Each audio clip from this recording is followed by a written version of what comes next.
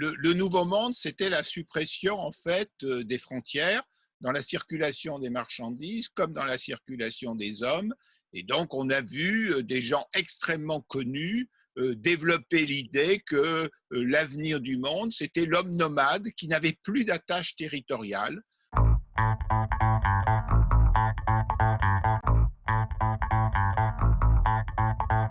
Bonjour, professeur Gérard François Dumont. Vous qui Bonjour. êtes un, vous qui êtes un spécialiste des mouvements de population et un géographe, vous allez nous dire que les 20 dernières années qui ont été marquées par la démocratisation et l'explosion du transport aérien ont développé une société de mobilité. Vous nous expliquerez même le terme que vous employez d'hypermobilité et que tout ça a des conséquences très directes sur la propagation du virus. Alors, effectivement, ces dernières décennies, on a vu l'augmentation considérable de la mobilité, d'où cette expression d'hypermobilité. Cette hypermobilité, elle était accentuée en France à cause de l'idéologie de la métropolisation, puisqu'en fait, nous regardons encore les derniers chiffres de la fonction publique d'État. On voit que le nombre de fonctionnaires de l'État n'a pas diminué. Et pourtant, il y a eu un recul considérable des services publics de l'État dans les zones rurales et dans les petites villes de France. Donc cela veut bien dire que l'État a concentré ses fonctionnaires dans les villes les plus peuplées. Et comme le coût du foncier et de l'immobilier est extrêmement élevé dans les centres de ces villes, les personnes ont été obligées d'habiter à des distances significatives de ces villes et d'avoir une mobilité entre le domicile et le travail qui s'est considérablement accrue au fil de ces dernières années. Donc on a provoqué une hypermobilité. Or cette hypermobilité, aujourd'hui, elle est bien entendu la cause de la diffusion du Covid-19. C'est-à-dire si au départ, nous avons évidemment des erreurs considérables de la Chine, je rappelle les deux erreurs de la Chine. Bon, la première, c'est tout simplement parce qu'elle ne fait pas respecter des conditions d'hygiène minimales sur ses marchés. Et la seconde, c'est que la Chine a attendu des semaines pour reconnaître qu'il y avait une transmission d'homme à homme. Alors, dès que Et vous... également en Chine, un phénomène de métropolisation et d'une population paupérisée qui va se concentrer sans statut social dans les métropoles. Alors ça, c'est très important parce que personne n'en parle. Pourquoi la Chine est devenue l'usine du monde? Tout simplement parce qu'elle a des niveaux de compétitivité qui lui ont permis de le devenir. Et la raison fondamentale, c'est qu'elle sous-paye toute une partie de sa population qu'on appelle les populations flottantes. En effet, en Chine, il y a toujours un passeport intérieur. Donc, autrement dit, si vous voulez déménager d'une petite ville rurale vers une grande ville, il vous faut une autorisation qui s'appelle le hukou, c'est-à-dire un certificat de résidence. Or, la Chine a laissé faire des migrations de la campagne vers les grandes villes par des personnes qui n'ont pas le droit d'habiter en ville. Et comme elles n'ont pas le droit d'habiter en ville, eh bien, elles sont rémunérées à vil prix par les entreprises et elles n'ont pas non plus tous les avantages sociaux qu'ont les autres populations qui ont un certificat de droit de résidence en ville. Donc, vous avez une population flottante qui, selon le dernier recensement chinois, peut être estimée à 300 millions de personnes. Donc, 300 millions de personnes qui ont des rémunérations extrêmement faibles et pour lesquelles il n'y a pas de cotisation sociale. Donc, cela, évidemment, engendre la possibilité de coûts de production extrêmement faibles et permet à la Chine d'avoir développé considérablement ses exportations. Pour aborder la situation internationale, ce nouveau nomadisme, ce nomadisme international des 20 dernières années, n'a-t-il pas été encouragé pour rompre et accélérer la rupture avec nos identités territoriales? C'était le nouveau monde, le nomadisme international. Clairement, le nouveau monde, c'était la suppression en fait des frontières dans la circulation des marchandises comme dans la circulation des hommes.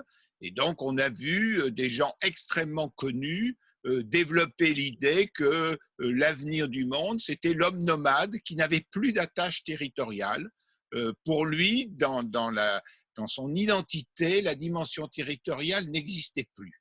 Alors qu'en réalité, un homme est toujours pluridentitaire et l'un des aspects de compréhension des humains, c'est de connaître d'où ils viennent, quel est leur territoire et quel est le territoire auquel ils s'attachent. Et donc cette idée du nomadisme, elle vient d'être complètement balayée. Et donc le nomadisme qui est évidemment corrélé avec l'hypermobilité, parce qu'il se passe avec le Covid-19, parce qu'il met en évidence au contraire que le territoire, c'est un élément absolument essentiel, et aussi pour résoudre les problèmes.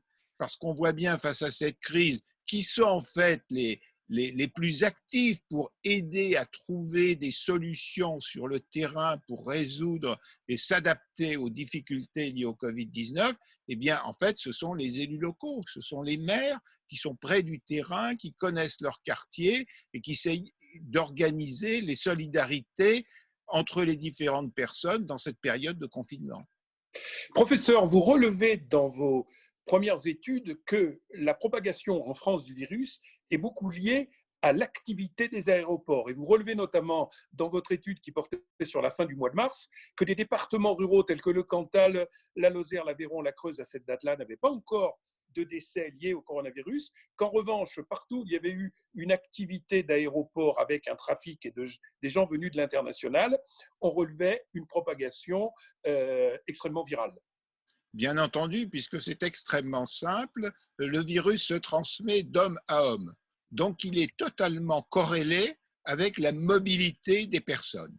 Or, lorsqu'on parle des frontières de la France, on oublie de rappeler que la première frontière de la France, elle s'appelle Roissy-Charles de Gaulle. Elle est beaucoup plus importante que la frontière entre la France et l'Espagne, par exemple. Donc, inévitablement, l'Île-de-France allait être la première région touchée, puisque c'est celle où l'hypermobilité est la plus importante.